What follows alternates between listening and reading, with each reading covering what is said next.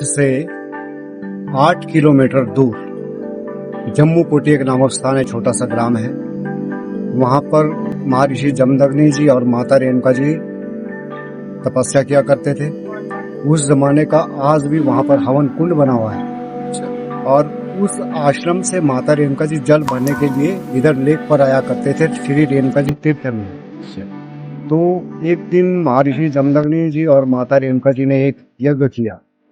उस यज्ञ के लिए जल भरने के लिए माता रेणुका जी को इस कूप पर भेजा गया था जहाँ पर आज ये लेक बनी हुई है। लेकिन उस जमाने में लेक नहीं थी, एक छोटा चश्मे के रूप में एक कूप बना था, छोटा सा तालाब। हाँ, तो उस कूप से जल भरकर ले जाना था माता रेणुका जी ने कि किसी कारणवश उनको वापस जाते समय लेट हो गए। अच्छा। जैसे लेट हुए तो महर्षि जमदग्नि जी बहुत क्रोधित हो गए कि आप इतनी देर तक थे कहाँ। अच्छा। उन्होंने काफी उत्तर दिए लेकिन उनके दिल को संतुष्टि नहीं हुई। जब संतुष्टि नहीं हुई तो भगवान परशुराम जी जो 5 पुत्र थे, हाँ जी। इनको सबको आश्रम बुला लिया गया कि फौरन जल्दी से जल्दी आश्रम पहुंचो। हाँ जी। तो भगवान परशुराम जी तो तपस्या में लीन रह गए और जो इनके अलावा 4 थे वो इनसे पहले आए और कहने लगे कि पिताश्री हमारे लायक क्या सेवा, हम आपकी क्या आज्ञा का पालन करें। अच्छा। तो उन चारों से कहा गया कि बेटा अपनी माता का सर वध करो, यानी कि सर को काट दो। सर कलम का। उन चारों ने मना कर दिया कि पिताश्री हमारे से ऐसा काम नहीं होता, हम नहीं कर सकते।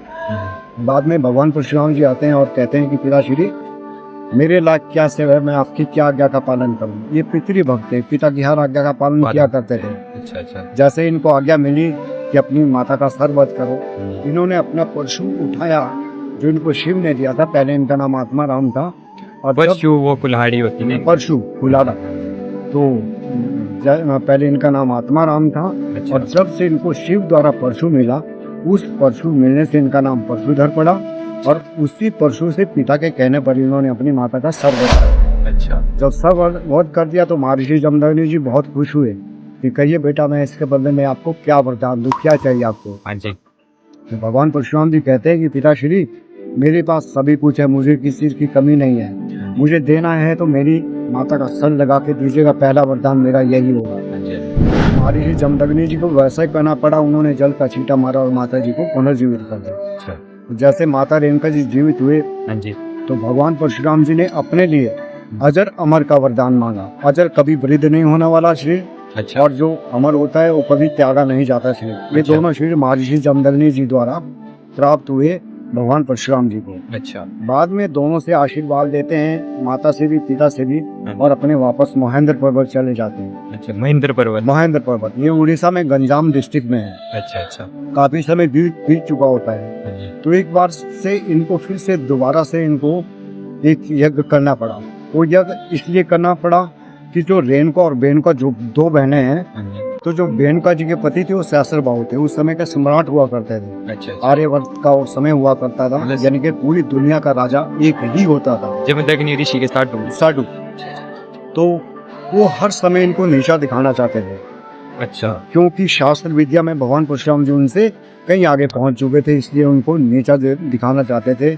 माता रेणुका जी को, भगवान परशुराम जी को, महर्षि जमदग्नि जी को, क्योंकि शास्त्र विद्या में भगवान परशुराम जी उनसे कहीं आगे पहुंच चुके थे, इसलिए वो उनको नीचा दिखाना चाहते थे। तो एक दिन घूमते फिरते माता रेणुका जी को मिले और कहने लगे कि रेणुका जी हमें आप भोजन पर कब बुलाओगे, लेकिन मैं अकेला नहीं हूँ, मेरे साथ सेना भी बहुत है, उनको भोजन देना पड़ेगा। हाँ जी। तो माता रेणुका जी कहती हैं कि मैं ऋषि जी से बात करूंगी आश्रम में जाकर, शायद आपको अवश्य भोजन पर बुला लें। तो माता रेणुका जी आश्रम में जाती हैं और महर्षि जमदग्नि जी से कहती हैं कि आज मुझे जीजाश्री मिले थे और कह रहे थे कि हमें आप भोजन पर कब बुलाओगे, लेकिन वो अकेले नहीं हैं, उनके साथ सेना भी बहुत है, उनको भोजन देना पड़ेगा। वो सोचते थे ये ऋषि मुनि साधु संत लोग हैं, इतनी धन सामग्री की व्यवस्था कहाँ से इकट्ठी कर पाएंगे जो मुझे और मेरी सेना सहित ये भोजन दे सकेंगे। तो महर्षि जमदग्नि जी के पास तो इतनी धन सामग्री की व्यवस्था नहीं थी, वो साधु संत लोग थे, वो कुबेर भगवान की तपस्या करते हैं। तो तपस्या के बदले में उनको कामधेनु गाय और एक अक्षय पात्र प्राप्त होता है। अच्छा। जब ये दोनों चीजें प्राप्त हो जाती है महर्षि जमदग्नि जी को, तो महर्षि जमदग्नि जी सहस्त्रबाहु को सहस्त्रबाहु की सेना सहित निमंत्रण कर देते हैं कि आप सेना सहित भोजन पर आए। जब वो राजा भोजन पर आते हैं, आश्रम की व्यवस्था को देखकर बड़ा दंग रह जाते हैं, हैरान हो जाते हैं। इतनी धन सामग्री की व्यवस्था यदि एक राजा होते हुए मुझे इकट्ठी करनी पड़ती तो शायद मैं नहीं कर पाता। क्योंकि हर सैनिक को एक सोने की थाली में खाना परोसा गया था। हाँ जी। हजारों किस्म के पकवान परोसे थे। तो जिस समय तक वो भोजन पाकर वो राजा अपने वापस महल लौटने की तैयारी करते हैं, उस समय तक एक नाई उस कामधेनु गाय की पोल खोल देते हैं। ये सब ये कामधेनु गाय का परिणाम है और अक्षय पात्र का परिणाम है। इसी की वजह से ये आश्रम में व्यवस्था हो पाया। तो वो जाते समय उस कामधेनु गाय की याचना करने लग जाते हैं, उसको मांगने लग जाते हैं कि कामधेनु गाय हमें दे। तो इस चीज के पीछे इन दोनों साधु भाई के बीच में युद्ध होता है। उस युद्ध में महर्षि जमदग्नि जी का वध हो जाता है, यानी कि वो मारे जाते हैं। बाद में माता जी का पीछा करते हैं मारने के लिए। तो माता रेणुका जी जिस कूप से जल भरकर ले जाते थे, यानी कि श्री रेणुका जी तीर्थ में जो झील है, हाँ, उसी कूप में आकर वो जल समाधि ले लेती है, जिसकी आज ये लेख बनी हुई है। वो कूप फट जाता है, उनके शिव की जलमया ही जलमय हो जाती है। तब से वैसे भी आदमी के बॉडी की शेप की बनी हुई लेख जो है, यदि आप परिक्रमा रोड पे जाएंगे काफी कुछ पता चलेगा आपको कि सर है, ये बाजू का हिस्सा है, ऐसे सब बना हुआ है इसमें।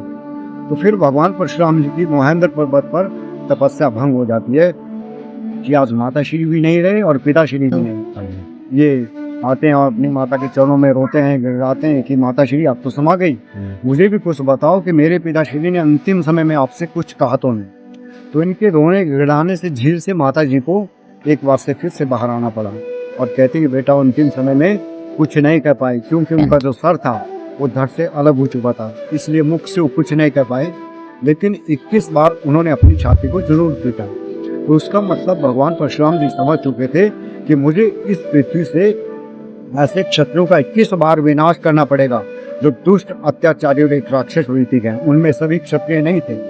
समग्र भूमि को ऐसे क्षत्रियों से विहीन किया, समग्र भूमि को लिया और लेकर कश्यप ऋषि जी को दान कर दिया। अपने पास कुछ नहीं रखा। कश्यप ऋषि जी कहने लगे कि बेटा अपने तो समग्र भूमि को दान कर दिया, चले जाओ इधर से।